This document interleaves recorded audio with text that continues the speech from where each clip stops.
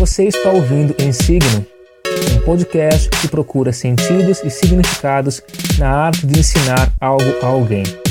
Uma produção de Pedro Bittencourt.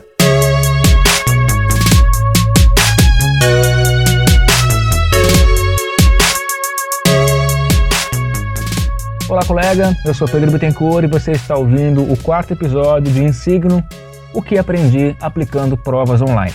Esse programa, baseado em um post meu de 2016, é uma reflexão sobre novas tecnologias e velhos paradigmas de ensino. Como sempre, me ajude a fazer esse podcast crescer. Compartilhe com seus amigos nas redes sociais, me siga no Twitter, Prof. Bitten, com E2Ts, no Facebook, procure por Prof. Pedro Bittencourt. Esses programas estão em soundcloud.com/ensigno e, por fim, procure também por Pedro Bittencourt no YouTube para videoaulas de física. Todos os links se encontram na postagem. Se você tiver comentários, críticas, reclamações, sugestões de pauta ou vontade de participar do programa, envie um e-mail para contato@pedrobittencourt.com.br. Fique agora com o programa.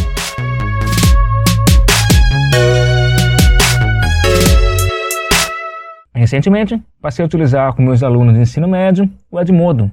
Trata-se de um ambiente virtual de aprendizagem gratuito e parcialmente traduzido para o português que permite uma interação maior entre o professor e seus alunos.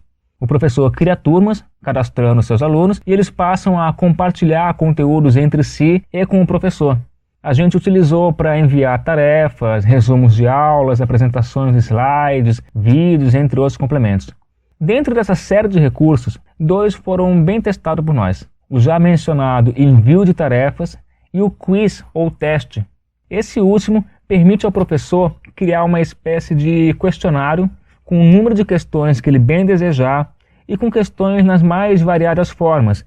Pergunta de verdadeiro ou falso, questão de resposta aberta, questão de múltipla escolha, correspondência de colunas ou questões com preenchimento de lacunas. Além disso, o professor pode estipular um tempo limite para a realização do questionário, bem como uma data de vencimento, a partir da qual o prazo expira, podendo aí impossibilitar a realização da atividade. Nós testamos o questionário em algumas ocasiões específicas, inicialmente para que os alunos pudessem se familiarizar com a ferramenta. Nos testes iniciais, identificamos também alguns problemas que foram relatados pelos alunos. O primeiro gargalo, que se mostrou um fator importantíssimo. Diferentemente de outros recursos do Edmodo, o quiz não podia ser respondido através do aplicativo de smartphone. O aluno precisaria acessar sua conta através de um computador utilizando a versão web do sistema. Essa série de testes tinha um objetivo bem específico. Eu queria obter o maior feedback possível para implementar uma ideia surgida logo no início do projeto. Fazer uma avaliação oficial da escola, no caso a avaliação bimestral do segundo bimestre de 2016, através do Edmodo. Em outras palavras, agora vale nota. Para evitar possíveis problemas tecnológicos, eu resolvi dividir a avaliação em 2 partes. A primeira, online, feita pelo aluno através do ambiente virtual, no conforto do lar, durante um final de semana. Ela serviria, inclusive, como verificação de estudos para a segunda parte, presencial, feita em sala de aula nos moldes convencionais. Aqueles alunos que, por um motivo ou outro, não puderam realizar a primeira parte, fizeram só a prova normal na sala de aula. A partir dessa experiência e de outras futuras, eu consegui extrair algumas informações e gostaria aqui de compartilhar com você as conclusões a que cheguei. Algumas delas já eram esperadas, outras nem tanto. Comecemos então com as conclusões mais óbvias e já esperadas. Número 1. A maior parte dos alunos só vai realizar uma atividade se ela for obrigatória, ou seja, valendo nota.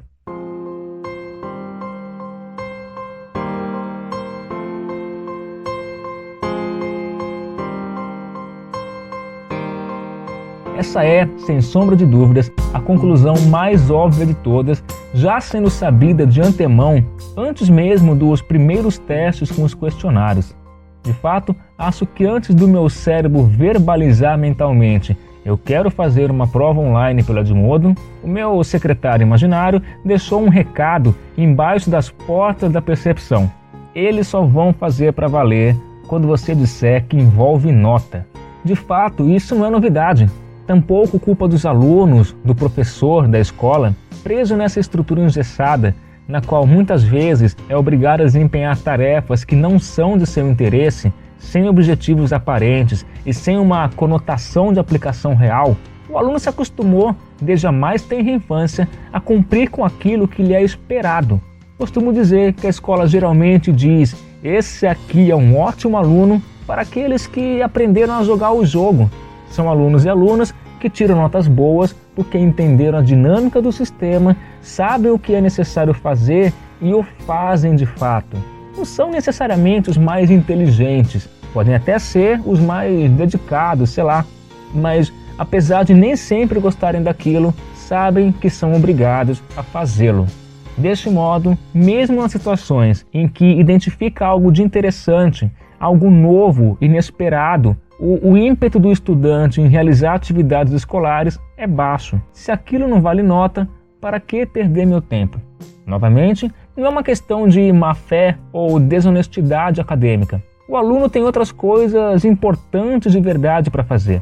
Tem aquele trabalho de história que o professor pediu na semana passada, o capítulo do TCC para entregar na próxima aula, a lista de exercícios de química e por aí vai.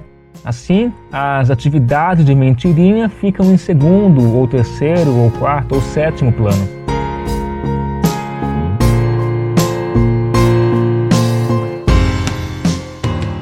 Número 2. A gente costuma deixar tudo para a última hora.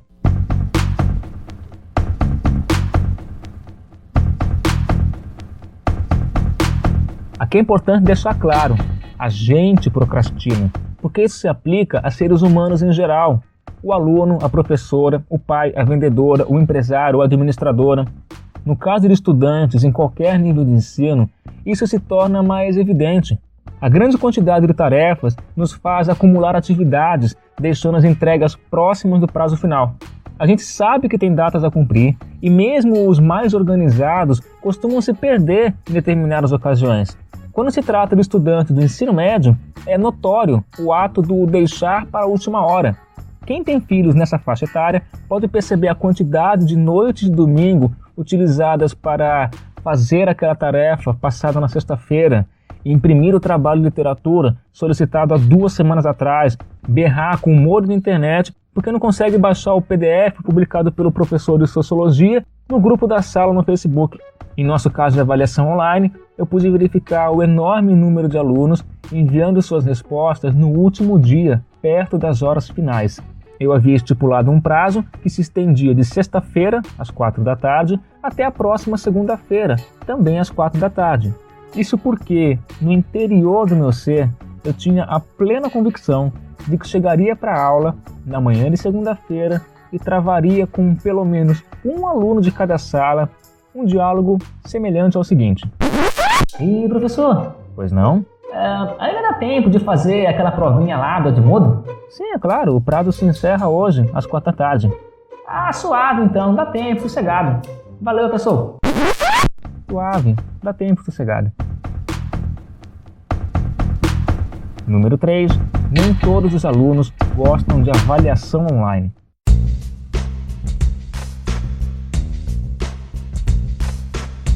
Mencionei anteriormente os alunos que são bons jogadores, adaptados às regras do sistema escolar.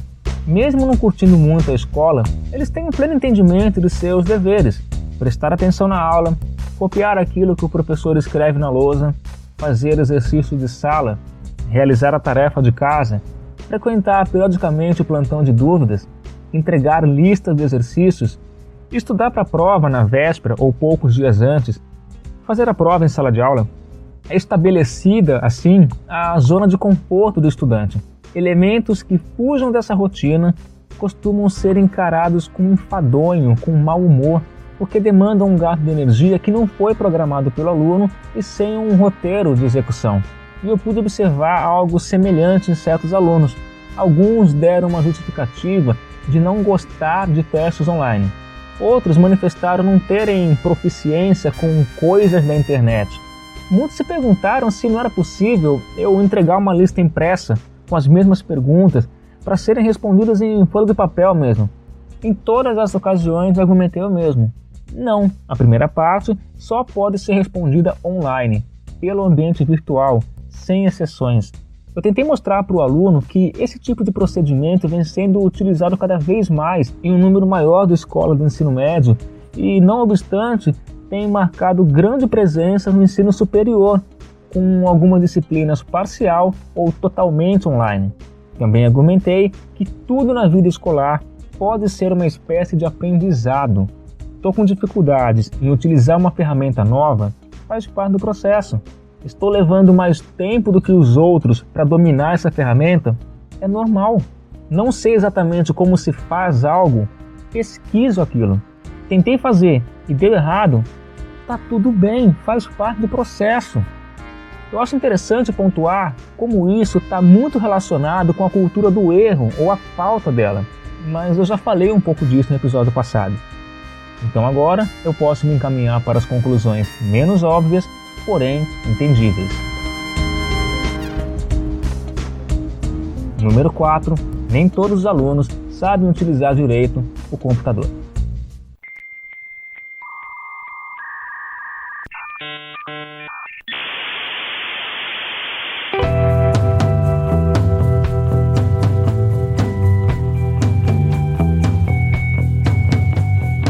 É interessante notar que os meus alunos são da geração smartphone.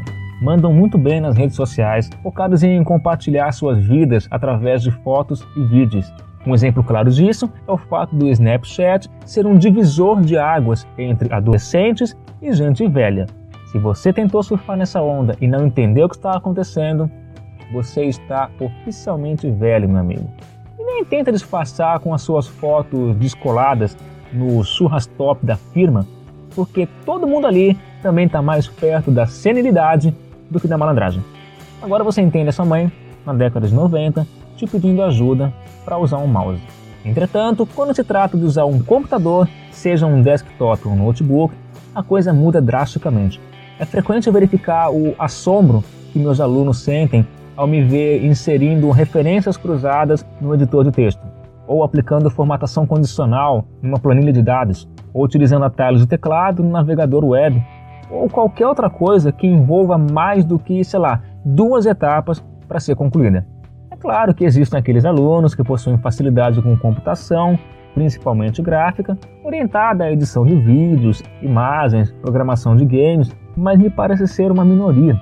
Eu recebi, ao longo daquele final de semana da realização da prova, diversos pedidos de socorro.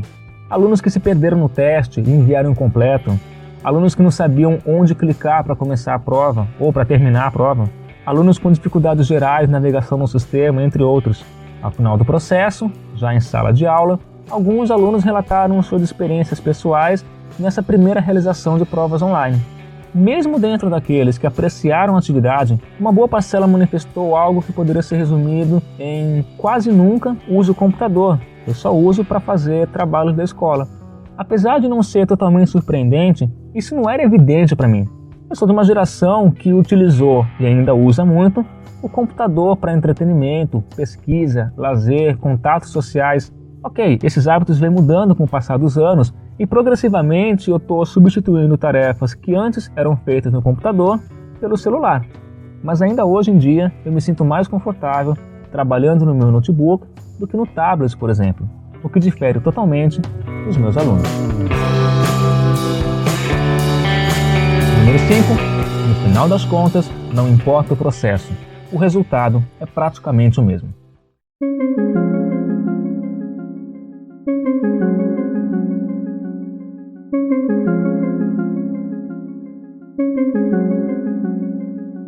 Eu incluí essa conclusão como menos óbvia, mas eu ainda fico em dúvida quanto à sua previsibilidade. Mesmo eu pesquisando trabalhos acadêmicos da área, sobre ambientes virtuais de aprendizagem, sobre aulas invertidas, sobre a utilização das tecnologias da informação e comunicação no ensino, e já sabendo de antemão os possíveis resultados, foi intrigante constatar que para a grande maioria dos alunos, essa nova ferramenta não representou necessariamente uma melhoria significativa em sua aprendizagem. Dizendo de um modo grosseiro e errôneo do ponto de vista pedagógico, as notas não foram melhores. E essa é, ao meu ver, a conclusão mais difícil de ser explicada, porque eu corro o risco de ofender muitos pesquisadores do ensino de ciências. Já peço perdão de antemão pelo vacilo. Não podemos confundir aprendizagem com nota.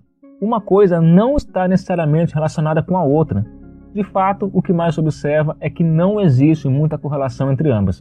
Infelizmente, o que as notas menos medem é o quanto o aluno aprendeu. Elas costumam indicar com frequência 3 itens. Primeiro deles, o esforço do aluno.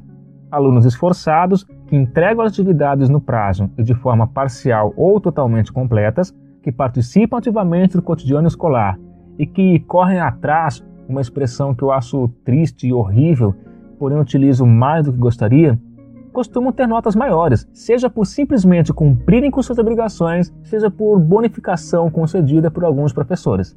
Segundo ponto, brechas no sistema. Alunos que não por leviandade, mas sim por oportunidade, sabem se aproveitar das falhas que o sistema apresenta. Aqui eu estou incluindo cópia de tarefas e listas de exercícios, cola nas provas, trabalhos escolares plagiados na internet, troca de informações durante as aulas através de foto enviada pelo WhatsApp e etc. Vale repetir, não podemos atribuir integralmente a culpa dos alunos e também não podemos passar a mão na cabeça dos alunos. De qualquer maneira, eles estão simplesmente utilizando uma brecha que o sistema escolar apresentou. Como falei anteriormente, existe muita coisa para ser feita e quanto menos tempo for preciso, melhor. É evidente que não existe justiça nessas situações. Muitos alunos se queixam de jogar segundo as regras e terem uma nota final menor do que aqueles que trapacearam. É injusto, eles dizem. E eu concordo. Mas o professor nem sempre sabe o que fazer. Quando tem uma ideia, não consegue colocá-la em prática. E quando consegue, nem sempre dá certo. Terceiro e último item, anomalias educacionais e maquiagens institucionais. Esse é um ponto muito delicado e bastante controverso. Infelizmente, ele também é verdadeiro e entristecedor. Em alguns casos, e em certas escolas nas quais trabalhei, o corpo docente é às vezes obrigado a dar nota para os alunos utilizando-se de diversos procedimentos. Um trabalho diferenciado aqui, uma excursão ali, um evento cultural totalmente desconectado da disciplina, uma prova qualquer de recuperação. É possível chegar a casos extremos de instâncias superiores ao professor, coordenação, direção, reitoria, etc., modificarem de forma autoritária as notas de um ou de outro aluno. Felizmente, isso é raro. Eu vi pouquíssimas vezes isso acontecer com colegas de trabalho e também nunca ocorreram comigo. As justificativas para essas maquiagens são variadas, algumas bem intencionadas e outras nem tanto. No primeiro grupo, pode-se argumentar que o aluno não teve boa nota porque não aprendeu aquilo que lhe foi ensinado e é preciso lhe fornecer uma nova oportunidade. Perfeitamente compreensível. Já no segundo grupo, temos uma justificativa financeira. Muitos alunos, com notas ruins, poderão contribuir para uma alta evasão escolar, o que diminuiria drasticamente o fluxo de caixa da escola, tratando-se evidentemente de uma instituição particular. Compreensível, porém minimamente controverso. Já abordei um pouco dessa ideia no episódio 2. Assim, dizer que alunos com boas notas aprenderam, enquanto que os de baixo rendimento não aprenderam, é falso, e todo professor sabe disso. A aprendizagem é uma caixa de surpresas. Não dá para simplesmente entrar na cabeça do aluno e ver o que tem ali dentro. Se assim fosse, eu acho que o professor teria pouca utilidade no mundo. Em um bom grupo de alunos, eu observei que apesar de não ter aparecido, de um ponto de vista estatístico, um aumento quantitativo das médias bimestrais, era possível notar uma melhoria qualitativa da relação deles com o estudo de física. Pode dizer que eles se sentiram mais motivados a trocar experiências sobre os assuntos envolvidos em sala de aula. Eu acredito que isso se explica essencialmente com as facilidades que a ferramenta tecnológica traz, principalmente no feedback rápido obtido pelos alunos após a realização das atividades e numa maior interação com o professor em qualquer momento do dia, não estando preso aos horários e locais da sala de aula. Contudo, eu não posso me prender somente a isto, acreditando que uma nova ferramenta seja o Messias Salvador motivacional perpétuo. Portanto, apesar da mudança ser boa, ser necessária e gradualmente poder representar novos avanços na aprendizagem, ela não é um fim em si mesma. Ela é um passo de vários passos. E mais do que isso, ela não vai representar uma quebra de paradigmas na sua primeira aplicação. Pode demorar um bom tempo para dar certo, seja lá o que isso for, e às vezes pode não resultar em nada. Saber reconhecer isso é um exercício diário do professor e, para mim, um constante esforço terapêutico como ser humano. Número 6. Conclusões que espero eu, meus alunos tenham chegado ou possam vir a chegar no futuro próximo.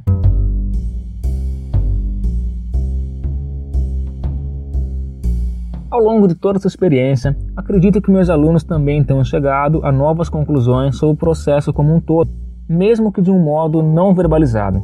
Primeiramente, como já mencionei ao longo desse relato, é cada vez mais frequente a presença de disciplinas online em curso de ensino superior.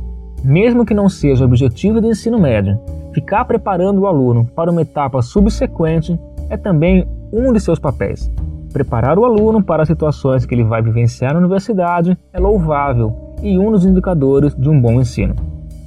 Outro ponto que foi inclusive observado e compartilhado pelos meus alunos se refere às facilidades que a tecnologia pode trazer para a sala de aula.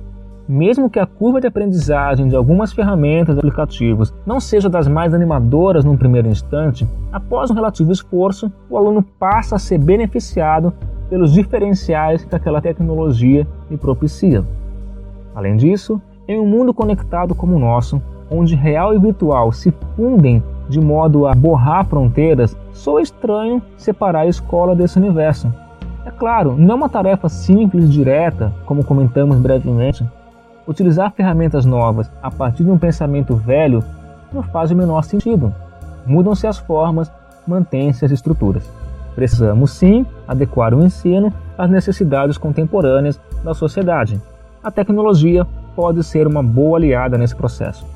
Por fim, e isso me parece o essencial, o aluno precisa aprender a aprender.